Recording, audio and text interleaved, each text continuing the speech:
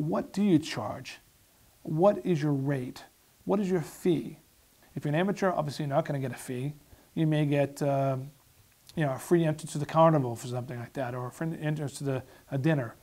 But a fee could be anything that you feel comfortable with. What do you feel comfortable getting paid?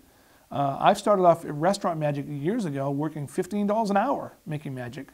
Now there are other fees that I make are up to $10,000 a day. So, I mean, it's really what you feel your worth is, okay? What your personal value is of your show, what the demand is, okay? I don't rate my magic on what other magicians charge their fees for. I really don't compare myself to magicians. There are a lot of magicians I know are far better than my magic, much better. And I can name 10 of them just right now that are far better magicians than I am. However, are they a better business person? Do they know how to negotiate a better fee? That's what happens. You have to know how to negotiate a fee. You want to decide to yourself what you want to charge for a show, what the market will bear. What that means is, if you're going to do a Christmas or a corporate party, then you have to look at the company and say to yourself, here's how I do that. I look at something at a corporate party or an event, how much would it cost if they were to take that person to the movies, to a 2-hour movie, and not even a good movie. I'm talking about something that people wouldn't even remember. You've done that all. We've all done that. We've gone to a movie and about a week later we forgot half what the movie was about. What would it cost to go to the movies, have a soda and a popcorn?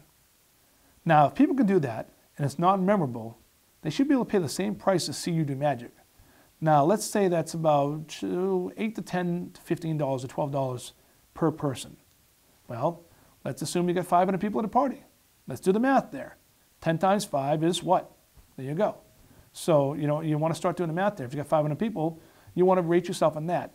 Now, you may want to cut that in half a little bit for your first parties, but, a couple $300, $400 is not unfair or more to have that for a private party, for a corporate event like that. So I kind of read it on about $8 to $10.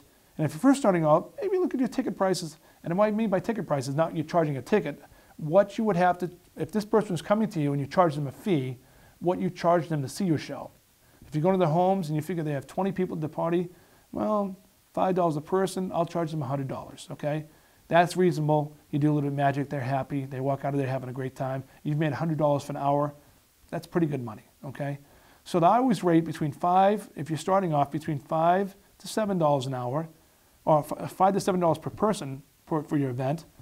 And as you get more advanced, between $8 to $12 per person. It's a good rate to keep yourself, and it makes it comfortable for you to decide when someone says, well, what do you charge? Well, when someone asks you that, you want to ask a few more questions. And a few more questions would be things like this. Oh, well, how many people are at your event? When is the event?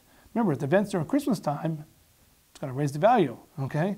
If the event's during a high peak time of your year, maybe it's a busy season, it's going to raise the value of the event. If they've got 5 people versus 5,000 people, it raises the value, okay? So you have to understand how many people they have. So those are key things. Also, where is it? If it's going to be in a mansion versus at a trailer park. If it's going to be on the beach versus, say, in a concert hall. And that all determines the value of your show.